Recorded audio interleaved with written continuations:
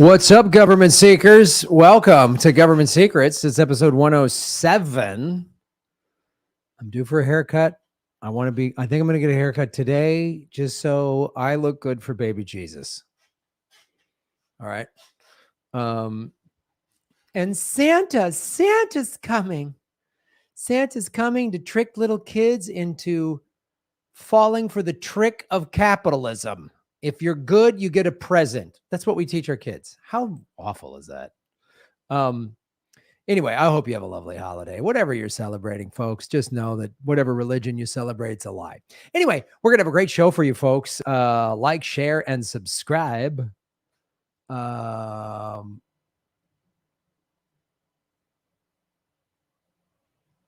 right. No Patreon today. Okay. Got it.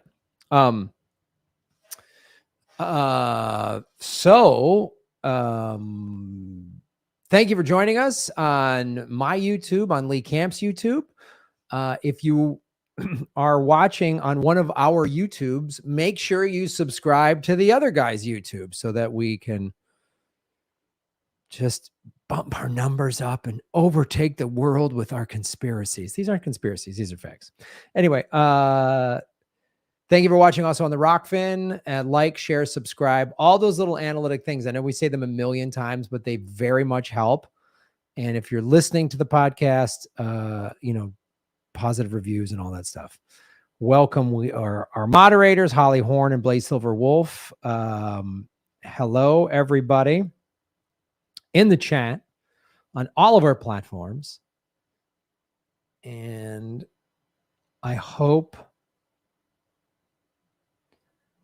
I've been having some Rockfin issues. So I don't know if you're watching on Rockfin. Let me know if it's working. I don't know. We're having some Rockfin stuff. I don't know if they're having a tech thing or what's going on over there. Giving stuff out for free is surely communist. Yes. We are filthy communists. I'm a socialist. I've seen communists do awful things. I'm a socialist. Anyway. Let's get it going, ladies and gentlemen.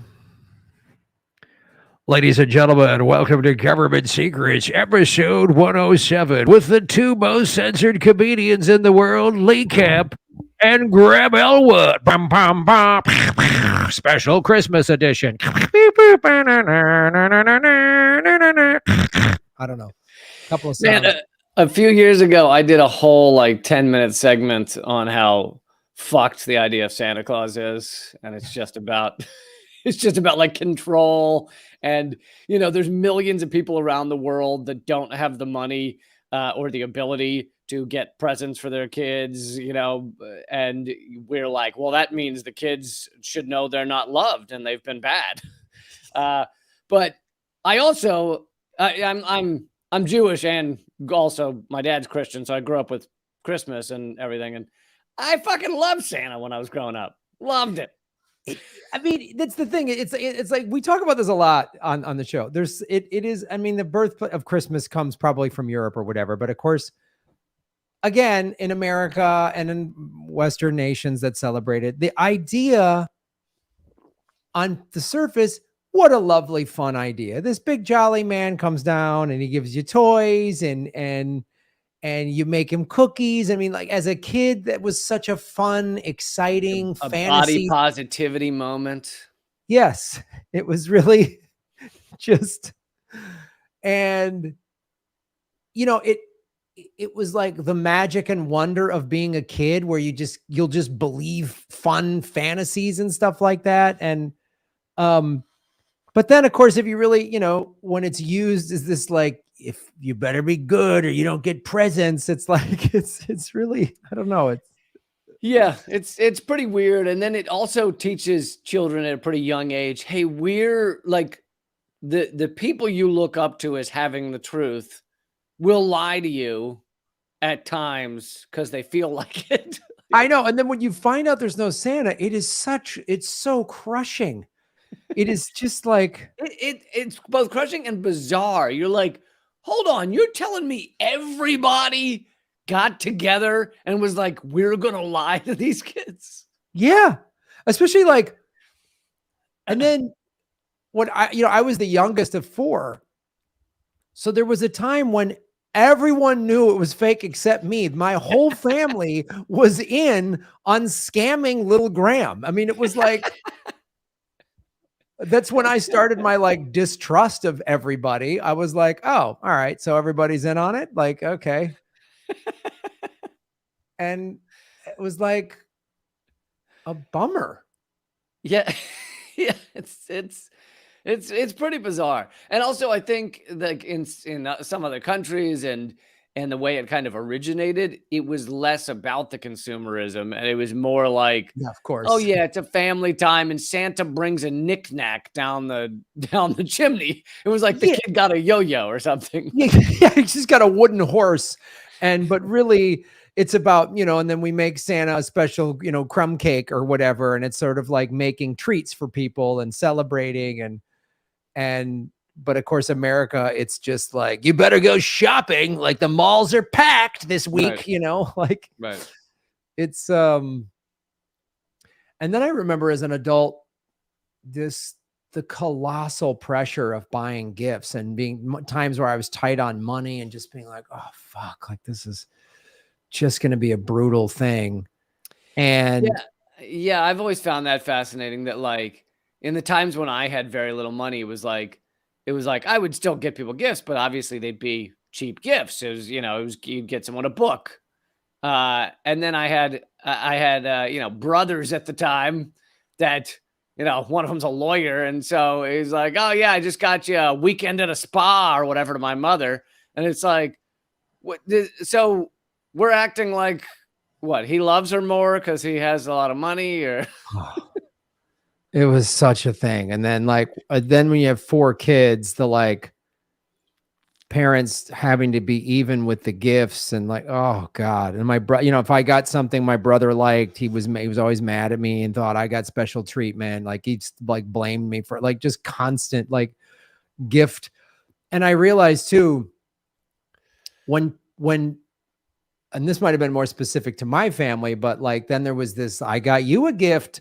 So now even as an adult, when somebody gets me a gift, I'm always like, oh shit. Like, no, fuck. oh, I just feel all shit about everything. It's like, When holidays are coming around, when birthdays are coming around, because I feel like you can't in our consumerist like society, you kind of can't win unless you just go above and beyond. And they're like, "You got me a fucking car," or like something like that. But in general, it's like, yeah, they might like it. They probably won't. Like, is it going to be original or is it just going to be lame? It's an impossible situation. And the birthday thing, I just love and I think this is more of a kind of a guy code thing of just guys I've known for 20, 30 years. I'm like, oh wait, isn't your birthday this week or was it it was last week? Okay, cool. I'll grab lunch. Like, that's it. That's all we're doing. Like, right. That's it. I got lunch this all. You just say, fuck, let me get lunch for you. That's it. We're not buying a card. We're not fucking having a thing. Yeah. And when grown adults are like, it's my birthday. You want to have fun on your birthday, fine. But when you make everyone have to fucking sit in a circle and dance for your bullshit, it's like, oh Christ. Shut up. I just do the bro hug where you pound them on the back a few times and then I lick their nipple for a minute. And that's it. That's the whole birthday. So now you probably only have to do that once and the guy will be like, I'm never telling Lee this is my birthday ever again.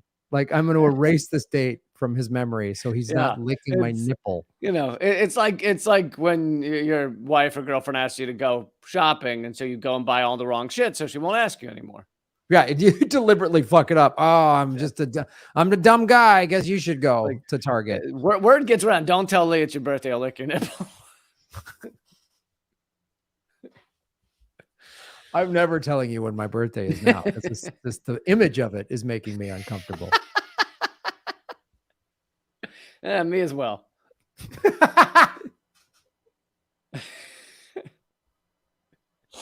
Oh, definitely means well.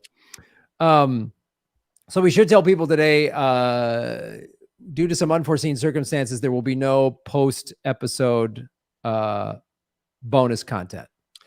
Yeah, sorry, folks. I got some shit going on. But Lee's got a bunch of nipples he's got to lick. It's really getting to this. Everybody's all of his friends and family have birthdays this week, so it's just the real problem is it's a conflicting schedule. I have to do an only fans only thing where I spank a young lady for a while on camera. So it was scheduled weeks. It was scheduled weeks ago. Weeks. Is this?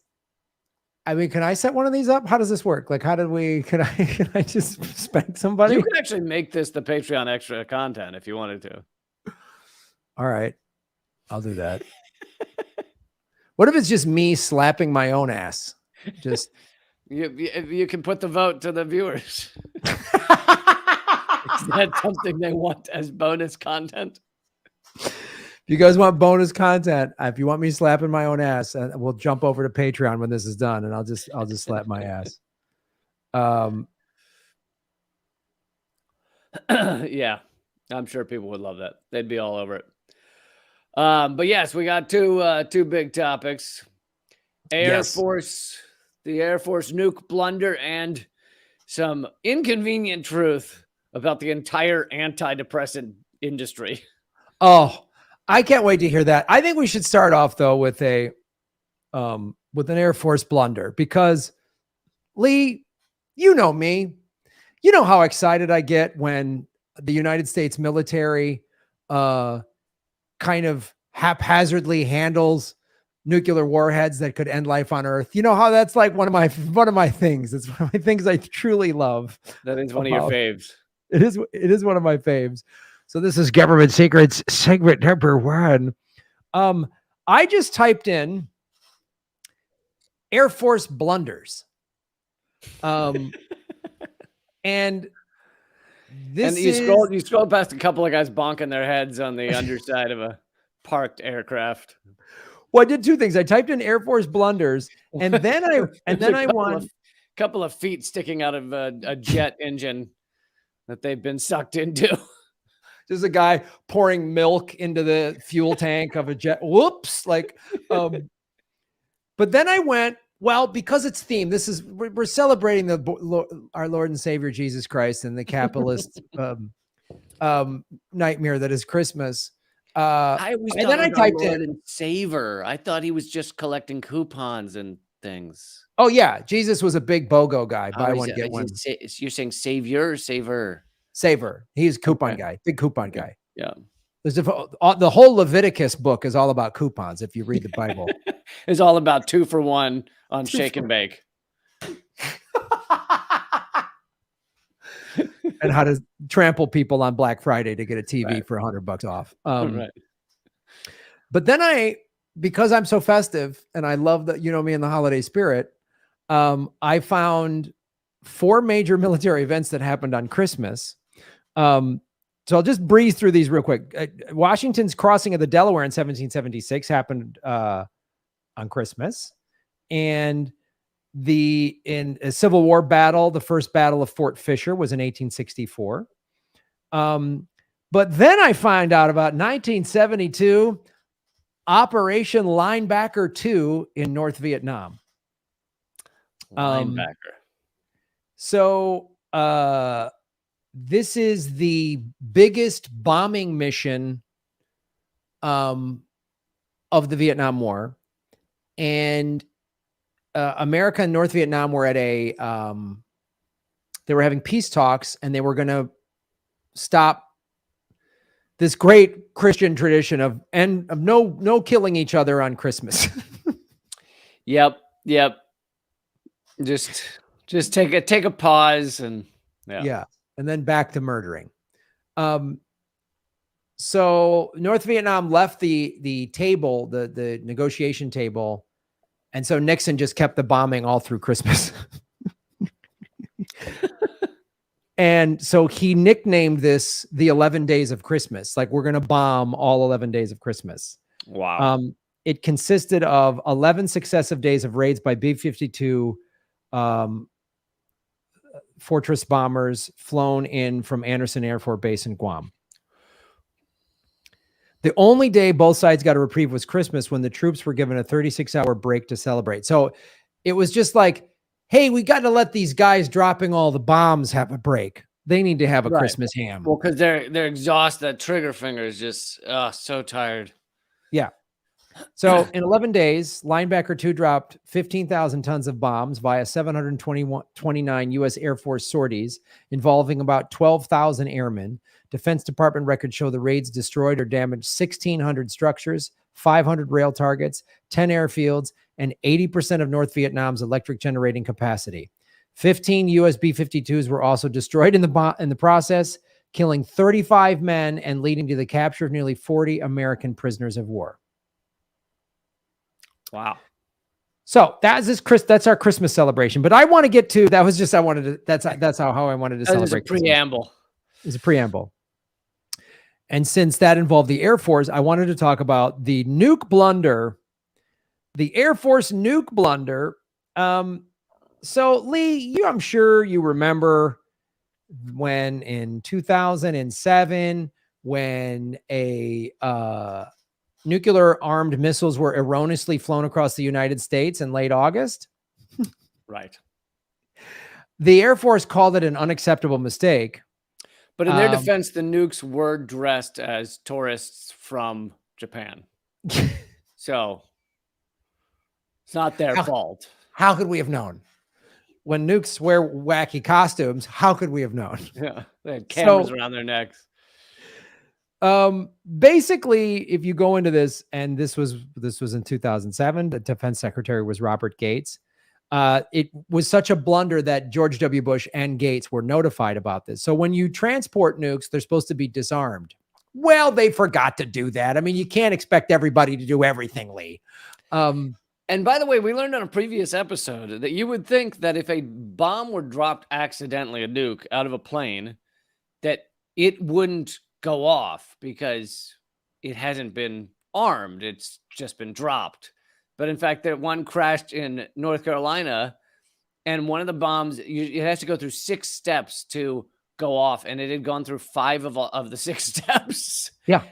And perhaps the only reason it didn't go off was because it got like caught in a tree 1 foot from the ground or something. Yeah, just like a twig got caught by the detonator. Saved North Carolina. And that was when, if I remember correctly, North Carolina, they had disarmed the bombs correctly, and it still almost went off. So these were flown. They Fully weren't completely armed. Yeah.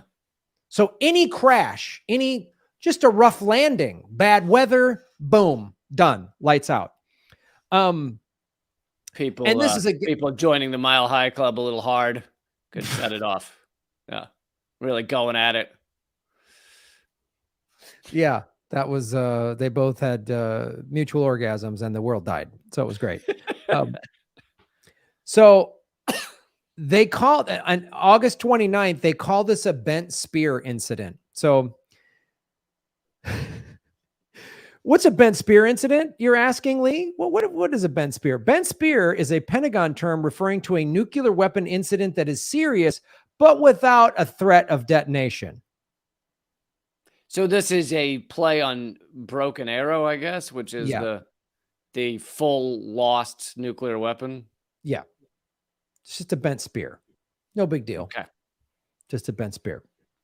Boy, they're just a hop, skip, and a jump away from calling some of these like flaccid dick or like. Yes, I know. This was a soft shaft, Lee. We had a soft shaft incident with the. We had a soft shaft incident. I mean, as George Carlin rightly said, these are all just giant dicks that they're firing at each other. Yes, we were transporting a mega cock, and we almost had a.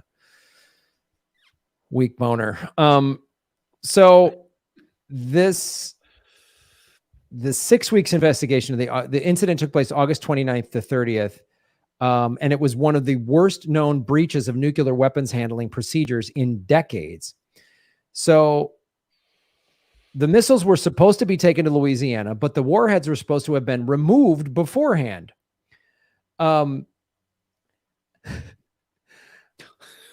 Who was, hey, Jimmy, did you take those nukes off that plane? What, boss? I thought you did. I told you I had to go visit my grandmother today. Hey, the game was on, like, so a main reason for the error was that crews had decided not to follow a complex schedule under which the status of the missiles is tracked while they are disarmed, loaded, moved, and so on. One official said on condition of anonymity because he was not authorized to speak on the record. The airmen replaced the schedule with their own informal systems. Boy, when you're dealing with nukes, Lee, I'm all about, let's make it informal. You know what I'm saying? Like, what do we got to just cash? I mean, why do we have to make everyone's like, oh, you got to make sure it doesn't blow everybody up? Like, can we just fucking blow the thing and get on with it? Like, oh, yeah, what, I got to hold up a card saying I officially got the nuke. Just do it. Just do it, guys. Can we just, disarming is such a hassle. Just put the fucking bomb on the plane. What's the worst thing if an armed nuke is on a plane? I mean, what's the worst that could happen? I mean, you take out Eagle Butte, North Dakota or whatever. Who's gonna care? Half of the Dakotas are uninhabitable for 1 million years. Like, what's the worst? Well, it's half-life 10,000 years. You can wait that out. I mean, all this hemming and hawing for nothing. This is what the Pentagon said too.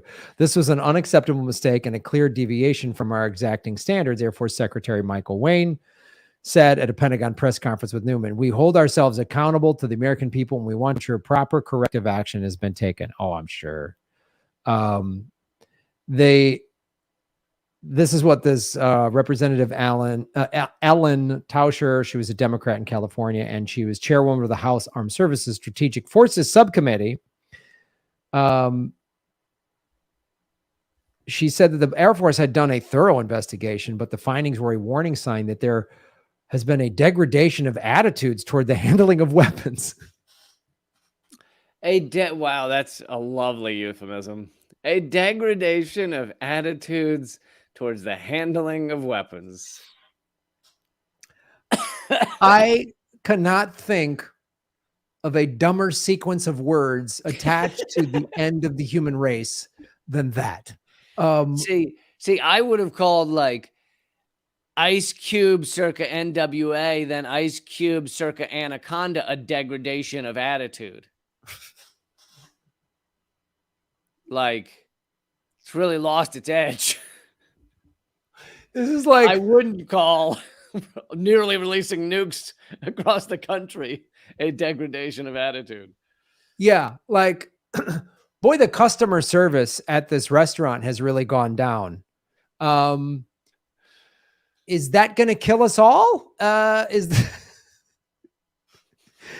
So this is what was said. These are not just rules that people dreamed up just so they could check off the boxes, she said. This is fundamentally important to the security of the country and the world. You think, Ellen?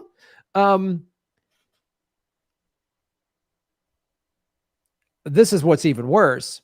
Hans Christensen of the Federation of American Scientists was among those skeptical that the August flight represented an isolated incident. He said a decline in Air Force standards for nuclear weapons maintenance and security was documented by the government a decade ago. In recent years, so this is 2007 when this came out. So as early as 1997, the government was like, we're not taking the handling of nukes seriously enough. Yeah, I think as of a few years ago, there were still some, like nuclear codes and things on floppy disk, like floppy disks. They were just transporting a nuke in some guy's like 2002 Tacoma, just in the back of his pickup. I think that's too advanced. I think we're talking 1986. It's just some guy's like strapped a mattress and a nuke to the like top of his Corolla, and he just has it wrapped around the nuke, and he's got his hand up. It's a rickshaw, a mattress, and a guy. And then his buddy's in the passenger seat. They both got their hand up, holding the mattress. Yeah, just in case. Yeah. That's the safety protocol. They said they each guy with a hand up. That's good enough for me. They had the hand up. It's a famous Jerry Seinfeld joke. Men think we're so impressive because when we're traveling down a highway going 100 miles an hour, we have our arm out the window helping secure the mattress. Like if the wind catches this giant rectangle at 100 miles an hour, we think our arm is going to make a difference. I think so. And with a nuke, it's all, I feel all the more safe. So the Hans Christensen from the Federation of American Science said Minot and Barksdale, the two bases that were involved in this, have both gotten poor marks during inspections routinely required for certification. So these bases had already been getting bad marks. So again, the military, the Air Force, was aware of this and just kept going, boy, we got to do something about it. Part of the reason is that after the end of the Cold War and the disappearance of the Soviet nuclear threat, the nuclear carrier was not very sexy. It was not a way to go if you wanted to advance in the military. A shortage of people with the right skills, training, and mentally followed, something the Air Force has worked to improve. So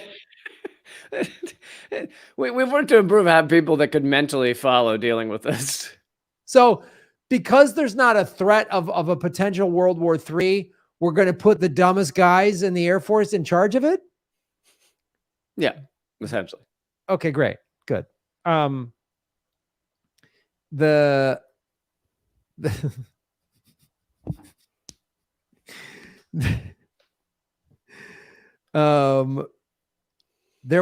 this was a failure to follow procedures that have proven to be sound. You think?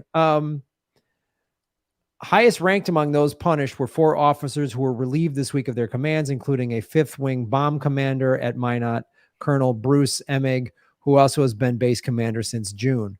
Some 65 airmen have been decertified from handling nuclear weapons. The certification process looks at a person's psychological profile, any medications they are taking. Oh, this will dovetail into our next segment, and other factors determining a person's reliability to handling weapons.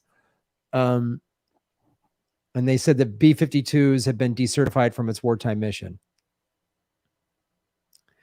He goes, he added the problems were isolated, but resulted from problems at both air bases. Yeah, isolated my ass.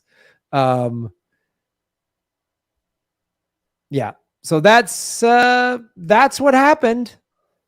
That was the Air Force blunder. Oh, and hold on, we have an image, but I need to find it. So, Graham, if you can sing something.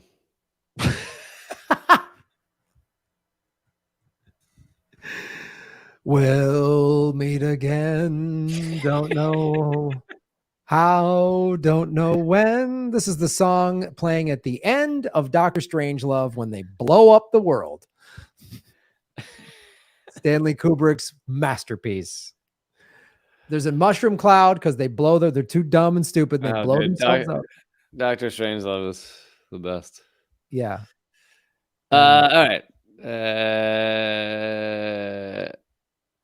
But don't you feel like so much safer now that Zelensky spoke to Congress? Oh yeah, I the fact that they slobbered all over him, really, it's gonna save a lot of people. And a new $45 billion is getting set to go to Ukraine. $45 billion. And I think they threw $2 billion like at his feet. They were it's like a briefcase. They were just like, here. Yeah.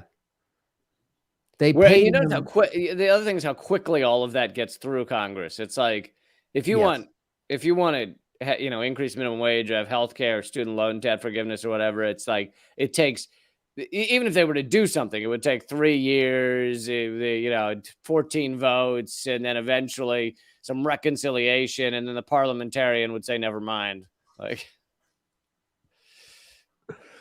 it's unreal, man. It's just like we can't even get 10 grand in student debt forgiveness. 10 grand. You can't get 10 grand relieved. That's a fight. That's a battle. That, environmental bill, that $378 billion they had to fight tooth and nail. And there's all these awful. And his initial, and I I'm not giving credit to the Democrats. They put this shit out there to pretend they care, and then they cut it all out. But his initial plan had all this money for the environment, climate, all these things, and it almost all got cut out. Like, oh yeah, yeah. And at the end of the day, it's $37 billion a year for 10 years. And Zelensky's going to get $45 billion just for coming to the States, just for making us dumb speech. He's getting $45 billion. Like, on top of the 120 or whatever billion we've already given. We've already given at least 120 billion. I don't know. The number keeps going up. I can't keep track of it. Well, you know, pawns in proxy wars are not cheap. You gotta, if you go on Craigslist, it's an expensive thing to purchase. It's unreal. It's weird. There was no mention of all the neo-Nazi groups that we are also helping fund in Ukraine. Well, now they're not neo-Nazi groups. The New York Times used to call them neo-Nazis. Now they're just enthusiastic fighters. Freedom fighters. Freedom fighters with a, what was it Robin Williams? Was Robin Williams said a plus sign doing cartwheels?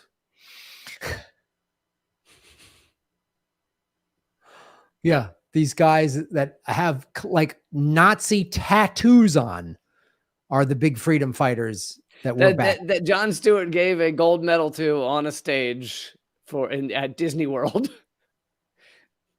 Unbelievable. We want to thank you as a one of the most famous Jews in America. I want to thank you for being a Nazi. Thank you. Here's American money and war awards at our amusement park for you to go keep being a Nazi. Like, just the theatrics, everybody's standing. Anyway, all right, that's our segment. Let's go into government secrets. Segment number 2.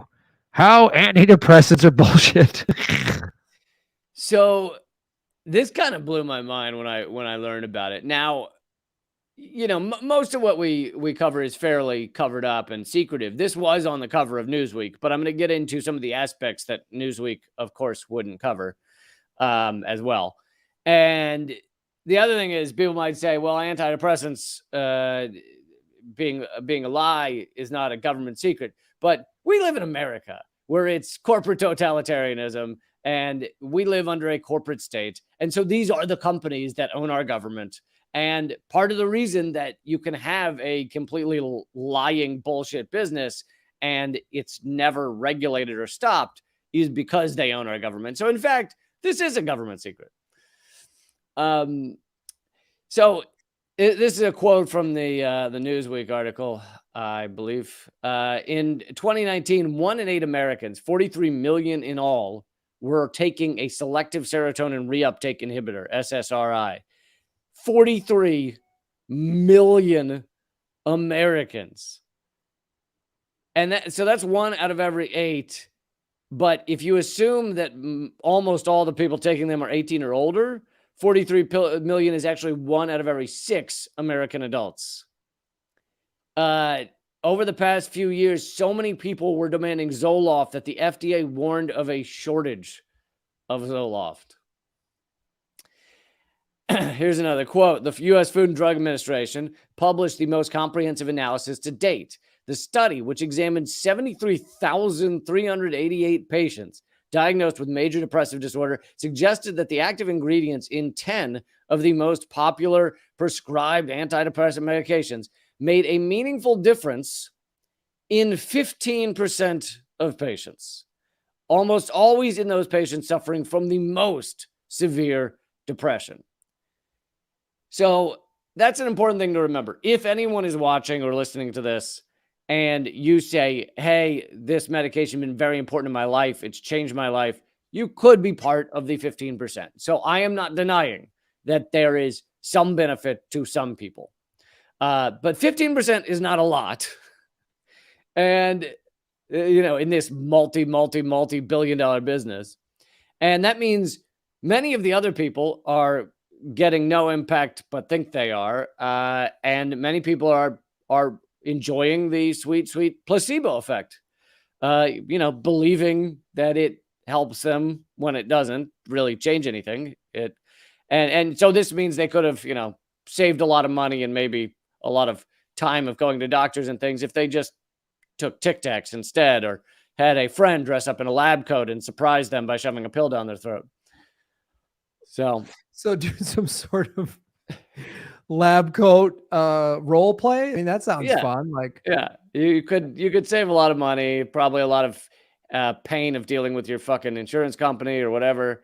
If you just tell a friend, look, catch me when I don't know you're coming, run up in a lab coat and shove a pill down my throat. this is like something I would like to play out with a girlfriend. Like, oh, hey doc, I need help or something. I think like we that. just found the second Patreon segment. So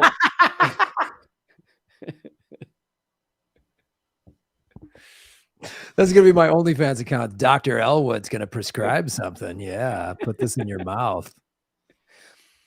So here's the thing. Here's the lie. Depression is not, according to vast scientific studies, depression is not caused by a chemical imbalance of serotonin, which is what we've all been told, to the extent that I believed it. I thought that was it. Most people do. Essentially, Big Pharma invented that idea, chemical imbalance, in order to sell these pills. Because if people, and there's a key reason here that I don't think the Newsweek article gets into, is that if people believe their problem is simply chemical, then they believe there could be a pill that solves it. If you tell someone you have a chemical problem, this pill fixes it, they'll go, oh, that's quite possible. Great. But if your depression is caused by, you go to a therapist and they go, well, your depression is caused by the fact that your father died and you have a lot of stress in your life and your hamster's a dickhead and your girlfriend, fucking hamster. I'm sorry. Hold on a sec. This goddamn hamster has been driving me fucking up a wall and I'm about to punt the thing across the freeway, but I'm sorry. Go ahead. I know you're talking about. Please tell me that by your bed is nunchucks and hamsters. Well, my hamsters train their own nunchucks, so they have their hamster chucks.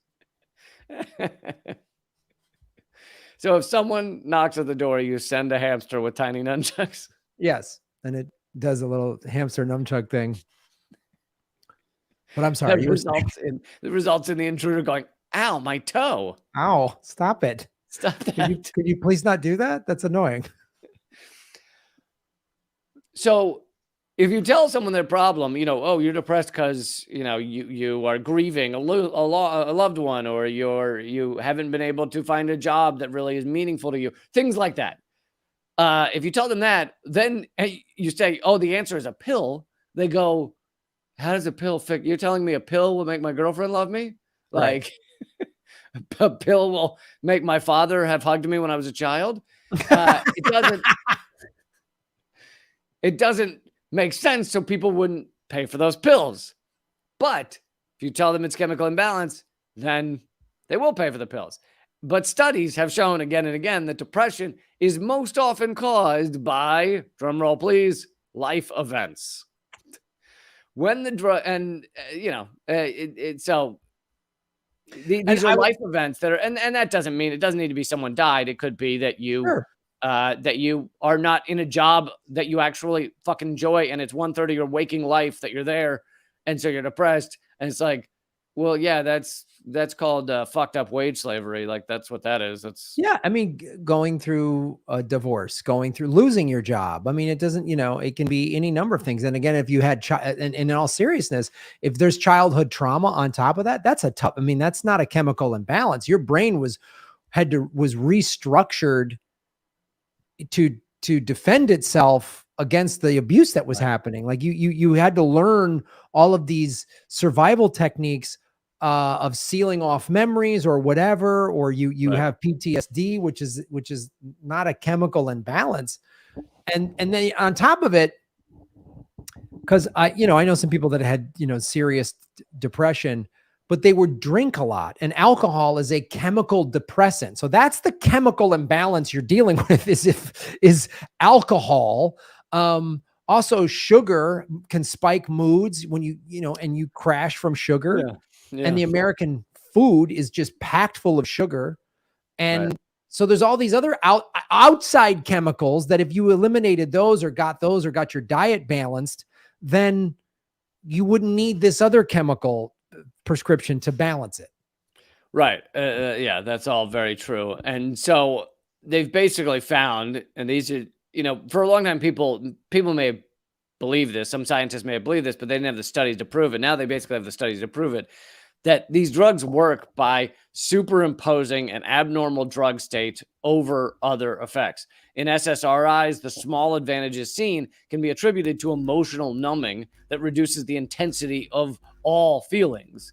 So basically, they numb everything, which, might include your depression, but that is, your depression wasn't caused by a chemical imbalance. You've just taken something that numbs all your feelings. And, before it causes, you mentioned alcohol being a depressant, before it causes the depressant, it also numbs feelings. So, alcohol, if you find the right one for you, if you find the wrong one for you, then you might strangle your kid's birthday party clown or something. But if you find the right one for you, it numbs your feelings. That doesn't mean it's a solution. So all of that's now been proven with large studies. But here is a little more of the kind of like censored side of this that's not in the Newsweek article or not in the FDA studies, or et cetera, is that the reason these lies about antidepressants have persisted for so long and will continue. I mean, these things came out earlier this year, some of them last year, but it's not stopping. It's not slowing down. The reason is because Big Pharma is a fucking parasitic death cult. Like, they have no reason to slow down. They will do anything to grab up billions of more dollars doing this, lying to people. They lie to you about how your brain works. And it's like, that's like the least of their crimes. I mean, there are piles of people who've died from the opioid epidemic. Like, lying about how your brain works is just a Tuesday for them. It is a Tuesday. It's a nice Tuesday for them. And the other thing is, all people have been proven to conflate familiarity with truth. So when you have endless ads saying, do you suffer from depression? Are you sad? Blah, blah, blah. You may have a chemical imbalance. Check out this pill. We all start to believe that it's a chemical imbalance that causes depression. Mm-hmm. And the US and New Zealand are the only countries that allow direct-to-consumer prescription drug ads. So, and that didn't used to be the case. You were not allowed to. That started in the 90s when the corporations started taking over the media, and media companies needed to turn a profit. Before the late 80s, they didn't need to. And that's when all of a sudden, late 80s, early 90s, all these pharmaceutical ads started popping up. Yeah. Yeah. And, in the example of the opioid epidemic, which we could do a whole other segment on that, but basically in the 90s, the Sackler family that owned Purdue Pharma, they discovered that they could basically put out ads asking everybody across America whether they feel certain things. So it's an ad that's like, do you ever feel stressed? Do you ever feel anxious? Do you ever feel sad? Like all these things where any normal human being goes, yeah, I do. And then they go, here's the pill. And then they tell doctors it's not addictive. It's fine. Give it to them. Of course, it's highly addictive, and people have their lives destroyed by it. But even as they found that out, they kept going. Yes. Yes. And the other thing too is and this is the problem with Big Pharma, they do a lot of this evil stuff. Now that I'm not one of these, obviously, that's like, well, then all medicines are bad. There are some medicines that are highly effective. Like you said, that 15% of the people that every topic comes down to nuance. That's what people don't want to understand. And not in America, not America. No, they don't want to have nuance. I mean, there's dipshits in the chat right now talking about the fucking vaccine, and they're fucking clearly letting the world know how stupid they are, and that's fine. That's why they're dumb. Every topic in the world, vaccines is a good one. Are there good vaccines? Absolutely. Mm-hmm. Could there be too many vaccines on our vaccine mandate list across America because these companies are highly powerful and they realize there's $1 billion in every vaccine that gets added to the list? Yeah, there can. That doesn't mean vaccines don't work. I got COVID 3 weeks ago. And because I'm vaccinated, I had a bad cold flu for like 3 days. Yeah. And didn't have to be hospitalized. Yeah. And after about 6-7 days, I was starting to work out again. I was talking to a doctor like almost on a daily basis about it. And I was like, okay, cool. I wasn't scared I was going to be hospitalized. And that's the thing about nuance and subtlety is and furthermore, if people want to see the truth about these things, they can look at the countries that are not the United States. So we have a big pharma system. We have a healthcare system that makes billions. But there are countries like Cuba where there is no big pharma. There is no money to be made in helping people. And guess what? They had a vaccine for COVID. Yes. Same thing with Russia. Russia doesn't have big pharmaceutical companies, and they came up with the Sputnik V vaccine that a lot of scientists around the world were like, oh, this might be the best one out there. I mean, there was non-Russian scientists saying this one's really good. Hold on. You're telling me someone could be smart in Russia? There are scientists in Russia? No, they're all dumb there, I think. Yeah, they're all Putin puppets because they're all fed propaganda, but we're not fed propaganda here. Nope, none at all. And QAnon, by the way, this would be a good time to break for our spoken ad. Do you ever feel sad? Do you ever feel like you need a friend? This pill will be your friend. Just type in Pfizer Pharmaceutical. Do you feel down? Do you feel like maybe you might be suffering from just regular human emotions because life isn't always supposed to be great? Well, then what you need is the patreon.com/government secrets. Well, Graham is going to shove his dick in your mouth and you're going to suck it. I'm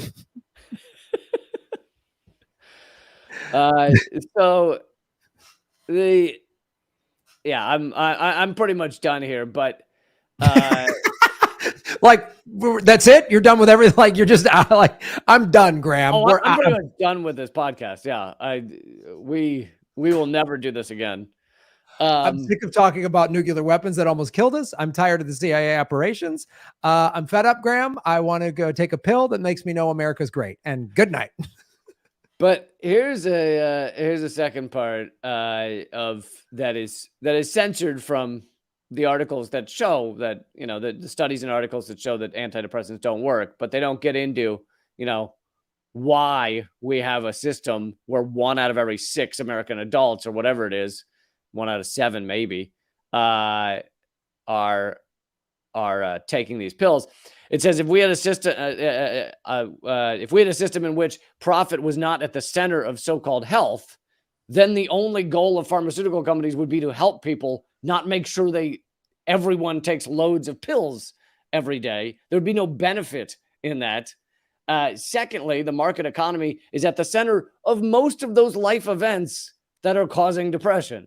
You know, bankruptcy, eviction, going into the military to pay for college, working at a job you hate, fear for your safety or your ability to make a living or take care of your kids or get them health care. All of that anguish has its beginnings in the profit over all else economy. This is how we have millions, how you end up with millions of depressed folks in the richest country in the world. Meanwhile, there's poor countries like Bhutan where everybody makes roughly $10 on a passion fruit per week and they're happy as shit. Yeah. Because that's part of it too. I always say this to people who defend capitalism. I go, you show me a societal ill and I'll show you how capitalism, at least in some way, helps either if it didn't flat out create it, it's definitely making it worse. And that's absolutely the case because again, I mean, there's people here in this country, making a good living, living in a comfortable home, but they're told, especially this time of year, oh, you don't have a Lexus in your driveway with a bow on it, you're a fucking failure, man. Yeah. You don't have the new fancy thing and then social media makes it worse. There's all this compare and despair on social media. Everyone's putting their best self up on social media. Look, man, I was living in Waikiki. I can tell you that everybody's vacation photos I've seen behind the photo. When you live in a tourist area, you see the reality. The photo looks like, oh my God, they're living their best life. But then you see like, honey, just get in the picture. Damn it, Dave, can you? And they're bitching at each other. They're fucking mad. I told you should have booked the luau for tomorrow. God, yeah, the kids are fucking bitching. Everyone's bitching at each other. And then they take this fake smile photo. So just remember that when you're like, oh man, I wish I was on a glamorous vacation. It wasn't. They were fucking yelling at each other. and mad and stupid. Yeah, And it's the Facebook, Instagram life. You know, you take the photo, and then you go and cry in the corner. yeah, everything's Five. like amazing. No, it's not. You're fucking sad. You literally took the noose off your neck just for that fucking 2-second photo. And then the other thing too is, if you don't make enough, and then like you say in these, and I've been to like third world countries where they don't have as much basic stuff. And part of the reason they don't is because a bunch of first world countries have fucking plundered them and and taken their shit away. But because that's not a focus there, they are much more happy. They're like, and they'll, someone will have like a little store, a little shop. And the American mentality is, well, you should franchise this and have 15 shops all over the, and they're like, no, Right. I just do the shop and then I want time off. I'll give you another great example of that. So this is my favorite example about quality of life versus America's just never ending greed. Well, first of all, you go to a country like Australia, they get a month vacation. Oh my God. It's the same in Sweden. It's like August, everybody's gone. Just traveling. Every time I ever went to Australia, they're like, how long are you here for? I'm like, 10 days, 12 days. And like, that's it. They're like, my wife and I went to America for a month last year and we traveled around the whole country. So and it was a paid vacation. It was yes, it was a paid vacation. And rail workers can't even get a paid vacation from fucking Joe Biden's bullshit. No, they can't get a paid vacation day. They can't. Day. They can't get a day. They can't get a sick day, not even a paid vacation. They can't even get paid sick leave, which is what they're afraid. So in the movie Gangs of New York, which was a Spielberg movie, I believe. Or no, it was Scorsese. And they were shooting that in Italy. I just out-movied Graham. That's amazing. God bless you, Lee. Scorsese, and they were, big budget, Leonardo DiCaprio, whatever, $100 million, whatever, huge Hollywood budget. And they're, of course, falling behind schedule. And they're like, we got to shoot on the weekends.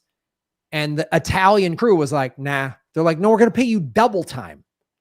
And they were like, no. They're like, no, you don't understand. I want to double your wages for 2 days. And they're like, no, on the weekends we hang out with our families, we cook. It's a family-oriented culture. Right. We watch the football games. Like, no. And they wouldn't do it. And the American producers were like, these fucking Italians. And they were like, you see why you guys are all stressed out assholes and we have a wonderful life? Like, I live in LA where people with all this money and famous success, they're the most miserable motherfuckers on the face of the earth. I've been flipped off by more rich assholes in $100,000 cars in LA than anywhere in the world. And it's because it's never good enough. You never make enough money. And then they're all on fucking pills. And the other thing I'll say too, I've had psychologists. I had a psychiatrist once. They're the MDs that can prescribe stuff. And I was really taken aback by, I was going through like a bad breakup or something. And their first instinct was, do you need a prescription for the depression? I was like, wait, I thought you were supposed to help me. I need to feel these emotions and work through them and see which of them are tied to like childhood stuff and how to process these emotions in a healthy way, not just numb them out. So my dad's a psychiatrist and he does he's retired now, but did the speaking therapy. And he would almost never prescribe. He had the ability to prescribe pills, but he wouldn't do it. And he only revealed this to me a few years ago, that he thinks he probably made about half as much money across his career because he was not the prescribing pills type of psychiatrist. And that's horrifying because you're put in this position. And I'm not saying all these psychiatrists are scam artists, but you're put in this position of, again, you're caught in the rat race.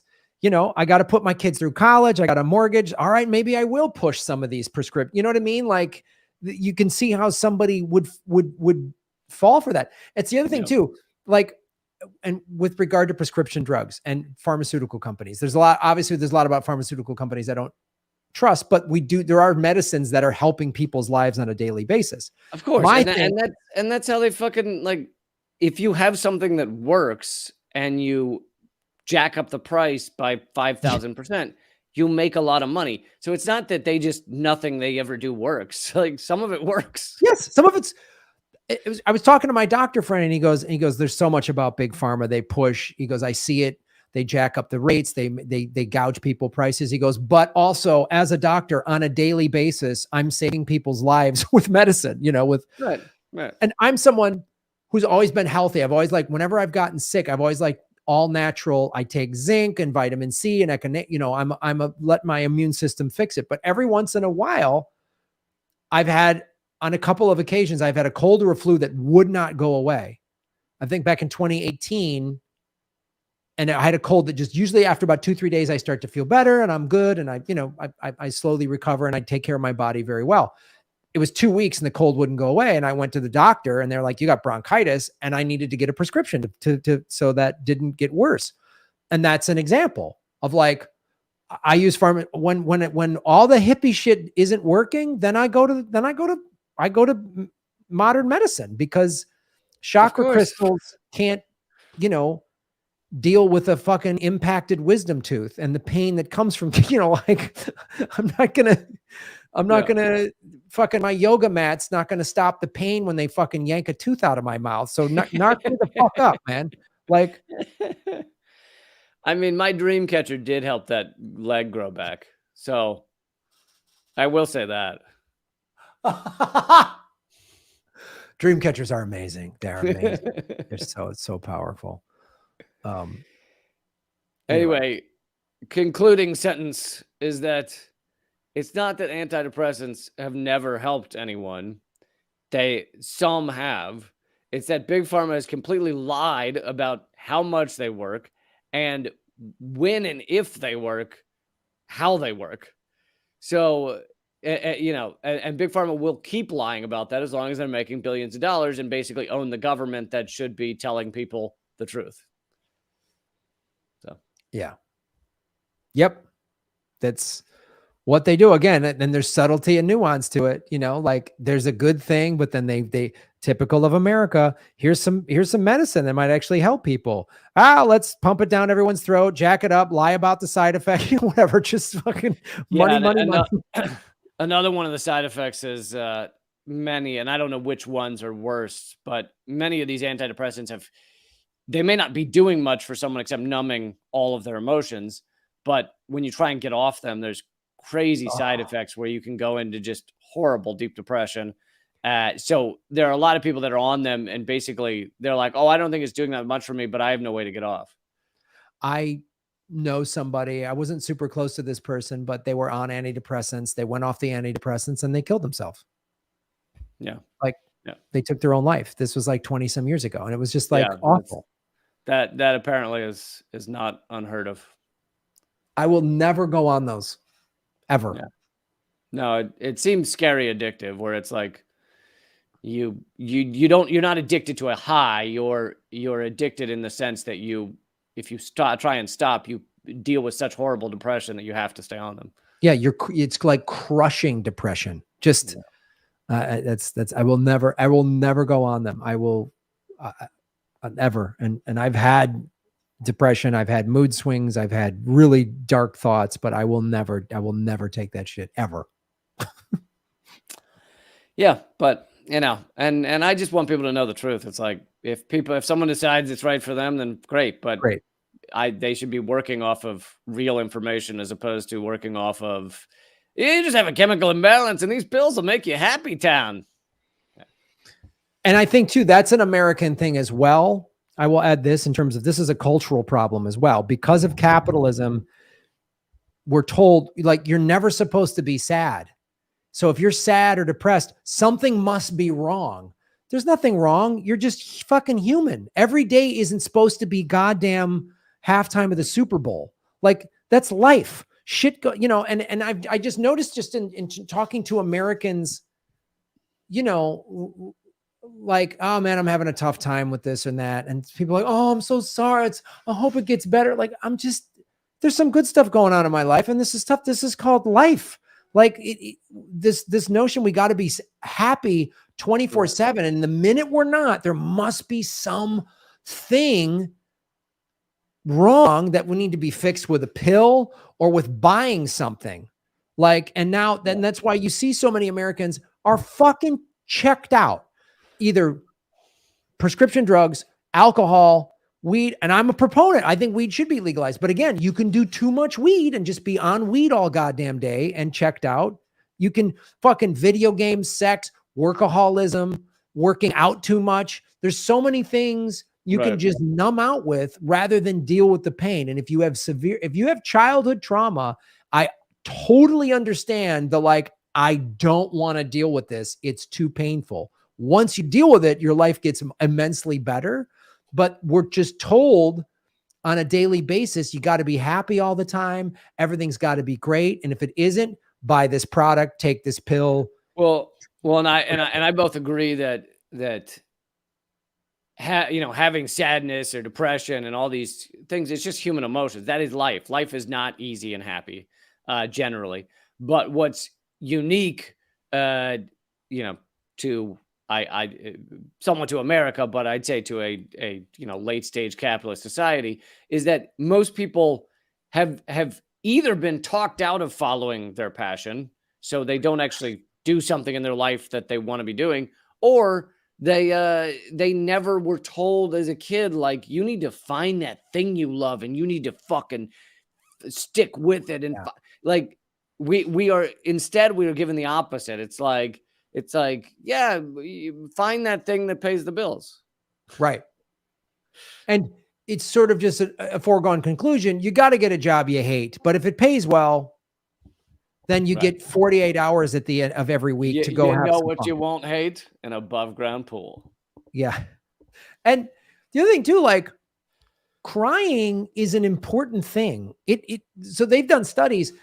The tears that come from emotional crying are chemically different than the tears from, like, you get something in your eye. So it's a release of toxins. I'm sure. Have you ever had a big fucking snot-filled cry and afterwards you feel better?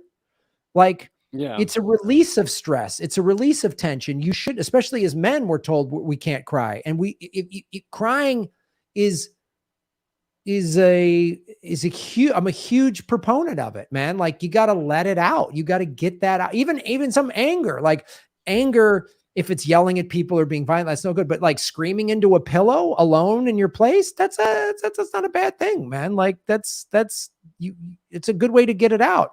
And numbing that or pushing that down only makes it worse. Anyway. Right. Who was that I was listening to was saying that's why you have like American men, like they'll never get upset or I guess this is changing now, but it's my generation older than me, but they'll never get upset at, like, life or cry at a wedding or something like that, but they'll cry at the ball game. That's where their more emotion is reserved for. It's like, that's because that's the only place we're allowed to express it. Yeah. You know what I mean? It's like, oh, why are men? Oh, we just love sex so much. Well, that's the only place we're allowed to be, like, vulnerable. So we're if we show vulnerability in any other way, we're soft, we're weak, whatever. And so sex is the only place we can do that. That's why it's like, oh yeah, every guy loves sex. It's like, what's the only place I can be vulnerable? It's the only place I can talk about how I like flowers. Yeah, it's the only way I can be like, oh yeah, that's the only way I can moan. You know what I mean? Like, I don't know what you're talking about, Graham. I have no vulnerabilities, so I'm not sure what you're referring to, but that's because you're a pussy. Suck it up. All right, folks. See you next week. Anyway. All right, man. I appreciate the therapy session. This is awesome. That's why I love this show, man. We go on crazy riffs and jokes, and then we get into deep conversations about stuff. We talk about nuclear warheads almost killing us. This show, I love that there's like no boundaries to it. You laugh, you cry. It's a roller coaster of emotion. It really is. Government secrets are a roller coaster of emotion. Emotions that you are free to have and feel and shouldn't numb out with any other capitalist bullshit. So if any guy needs a manly hug and a nipple lick, you give me a call. See, that made it weird. That's a guy giving me a hug saying, "Hey, I love you, brother." That's cool. Don't lick my nipples. That's really going to make it weird. That's going to ruin the whole moment of like two guys bonding, being loving. Really? I find it really just helps the moment. I'm not judging whatever you're into, Lee, and I get the sense that maybe you're into some weird shit, and that's cool. All right. But yeah. That's how devoted I am to jokes. I'll be gay for a joke. I know that's so thing. As a comedian, it's like this goes against a lot of my beliefs, but if it gets a laugh, I gotta do it. I'm sorry. There's nothing at this point. It's out of my hands. It's like I'm literally powerless over the laugh. I've said that to people. Yeah. Like I remember I was dating this woman and she kept laughing. I have a buddy of mine who laughs and he's like convulsing and he keeps telling me to stop. And I go, I can't. You must know this by now. Once you start laughing, I cannot stop doing this joke. Right. I will tag this until we all die. Until we all die. And it will be the joke of the ages because I murdered us both. It was a murder-suicide riff. All right, man. And I apologize to everybody. There will not be a Patreon today, but normally we do an extra segment at patreon.com/government secrets. And thank you all so much for supporting this show, keeping it going. And yeah, let other people know about it. Yeah. And if you're listening to this, please, the positive reviews, wherever you're iTunes, Spotify, sharing it, liking it, all those free ways to support the show are great. And then of course, if you can go to patreon.com/government secrets, all of the bonus segments so if you join government Patreon today, you get all the stuff that's the whole archive on Patreon of all the bonus government secrets. So you have that is evergreen. So you could go to Patreon and watch like a dozen extra government secret segments that are not going to change because it's later, you know? Yeah. And are we doing next week? Yeah, I think we're on next week. It's January 5th. I can't do. Okay. All right, folks. So next Thursday, 11 a.m. Pacific, 2 o'clock Eastern, we will be doing government secrets. And of course, subscribe. If you're watching on either one of our YouTube channels, subscribe to the other guy's YouTube channel. And of course, we're both on Rockfin. So go to rockfin.com. It's free to sign up. And they also have a $10 premium level there. And you can get Lee's premium stuff, my premium stuff, everybody's stuff over at Rockfin. So check that out. All right, man. I will see you next week. You got it. This has been Government Secrets, episode 107, with Lee Camp licking nipples and Graham's nukes. It's all right to cry, everybody. Later. Bye. All right, folks. How is everybody doing?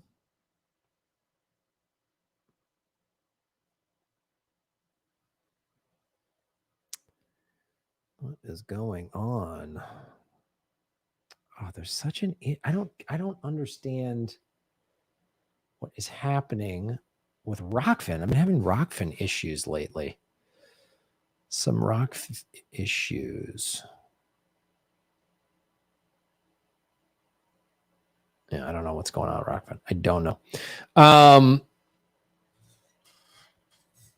52 likes. I find that hard to believe. It says we have 210 people watching, but YouTube is saying we have 61 people watching. What the fuck? Oh, maybe that's my page. All right. All right. So that's the likes on my page. And then Lee's like, okay. So like it on whatever.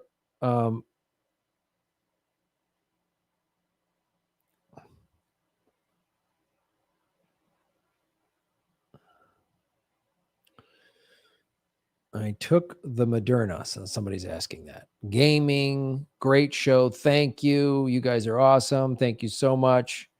A good belly laugh. Good. So good. You're having fun. I'm good. Yeah, great. Liberation psychology, the social detriments of mental health. Oh, wow. Interesting. Thank you for sharing that. Thanks for the show. See you on OnlyFans. You got it. I'm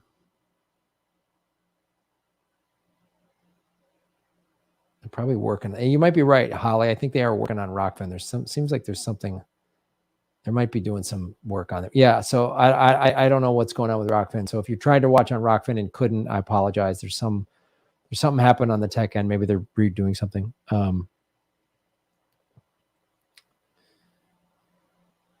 So, all right, folks. That is our show. I'm going to take the whole week off. So I won't be live again until next Government Secrets next week, which will be the 29th. Where's my, there we go.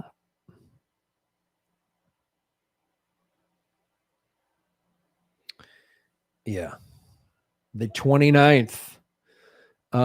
So enjoy whatever holiday, Christmas, whatever you're celebrating. Have fun. I'm going to be moving. So I'm going to be doing a different setup, but we'll be doing the show. Peace, love, communism, right on. Waiting for the snow. Outstanding. All right, everybody. Thank you, Holly and Blaze Silver Wolf. Venmo. Oh, you did Venmo. Hold on. Somebody asked me a question on Venmo, which is a great way to support the show. You can see all the ways to support the show in the scroll below.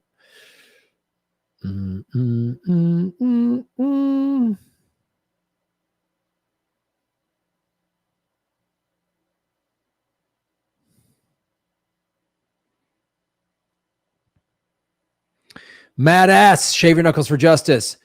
Thank you for supporting us at Venmo. You can see it scrolling below. It's at Graham-Elwood. If you find an at Graham Elwood without the dash, that is not me. Normally, I fight against you on capitalism, but I just got word I need to work over holiday break. Boo. Matt, our resident libertarian. Thank you so much, Matt. I really appreciate your open-mindedness on this. And I know there's stuff about capitalism you like, and yet I always like to point to Matt S. and other people. Matt does not agree with everything I say on the show. And yet he doesn't go in the chat and get all bent out of shape and lose his shit like a fucking 5-year-old. How come Matt can do this and some of these other dipshits can't? Isn't that interesting? Matt can just say, I don't know that I agree. Hey, Graham, he'll ask a question, not a confrontation, but just like clearly he's asking a question that's like his beliefs are different than mine. I'm a big socialist. He asks these questions. He wants to learn. He's curious. He wants to learn.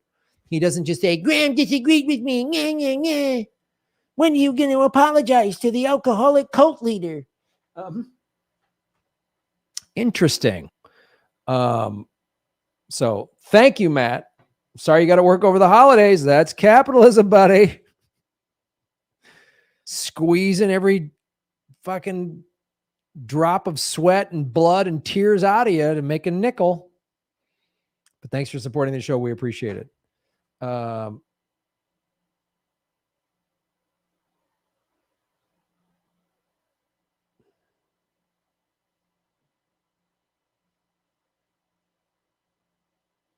Thank you all.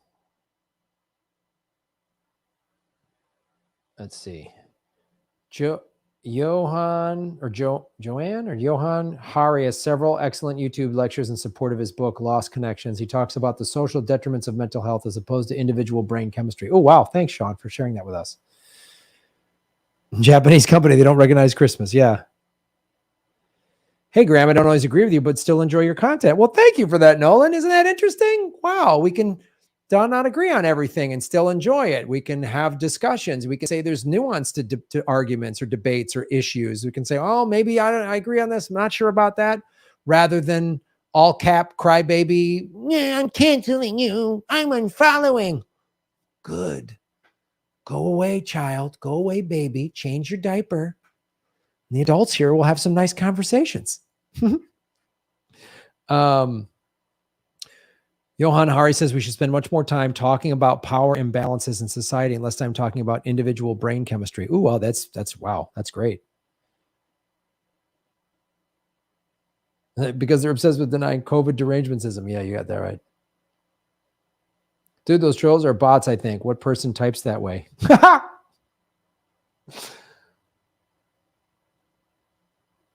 Yeah. Military budget, military state, trillions in defense funds disappear, infrastructure crumbling. I know, right? When I'm busy and stressed, I sometimes don't behave well. Oh, that's understandable. Just don't take it out on me, man. Yeah, Sean always adds good stuff to the chat. You guys all add good stuff. I really appreciate a lot of the regulars that show up and make this the people's channel. That's why I call it the people's channel. You guys are all a part of it. I'm moving back to California. Cali. I'm going back to Cali right now. I don't think so. Yes. Traveling around. There's a bunch of cool opportunities happening. My special will be coming out soon. Still shopping it around, currently cutting a little promo video for it. Hollywood is very shut down this time of year through the holidays. So after the first, it'll pick back up and hopefully have a release date. I'm really trying to get it out soon, like February, if not sooner. I don't want to release it much past February, March, maybe at the latest, because I want to start touring and start writing a new hour making fun of our political system. I don't know. There's nothing to make fun of. It's such a great system. It's a perfect system. So come to Arizona. Yes, I will be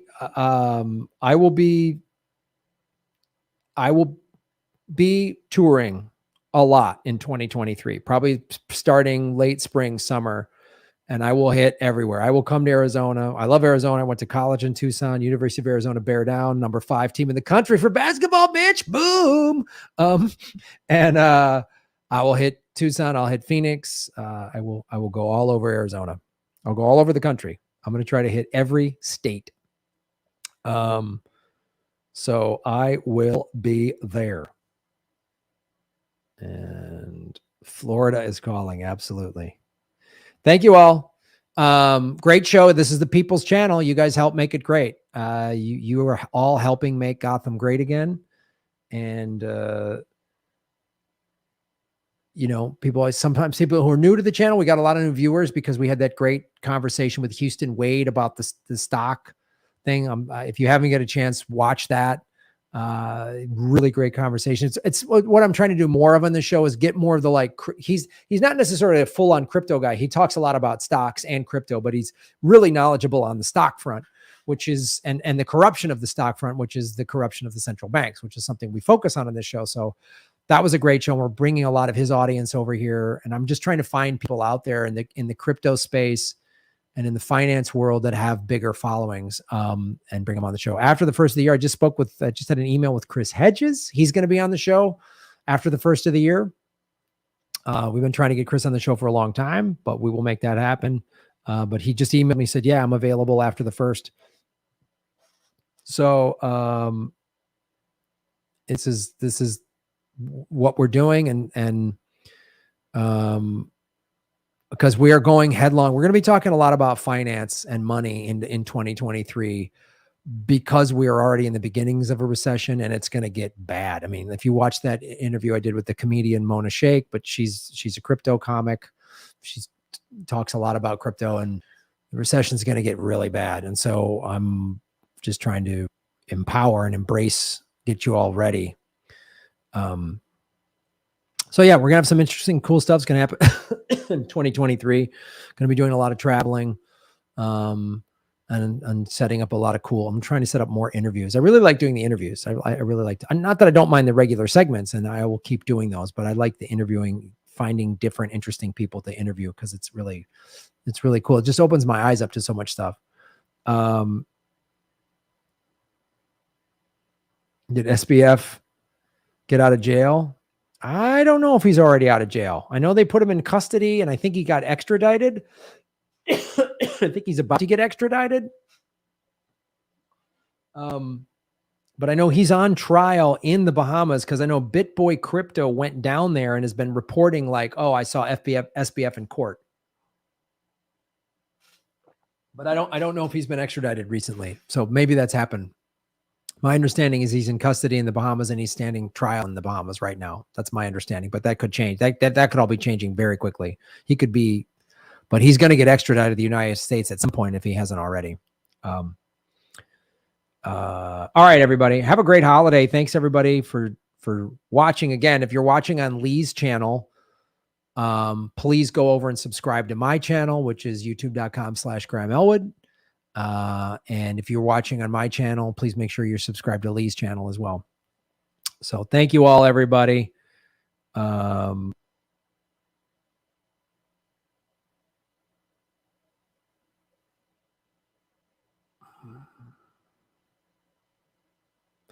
You know what? I just realized I got to own this. Sorry. I've just realized something.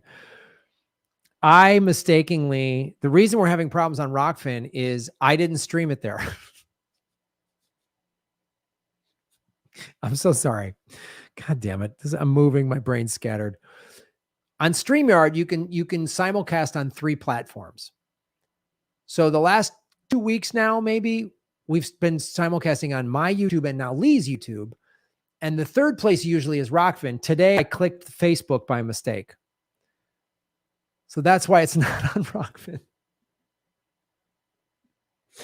I'm sorry. There's no tech issues on Rockfin. It's my problem. I clicked the wrong thing. We were streaming on Facebook today. All right. My fault. Sorry, Rockfin people. My fault. Damn it, gross. Rockfin, you got a great platform. You've done nothing wrong. I'm sorry about that. But please sign up to Rockfin, rockfin.com/Graham Elwood. We'd love to have you over there.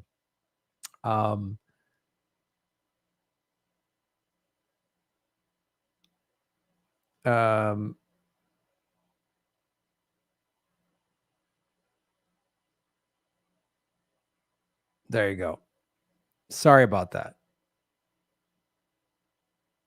All right. SBF did come up with the $250 million bond and he's out already. All right, Sean, thanks for that update.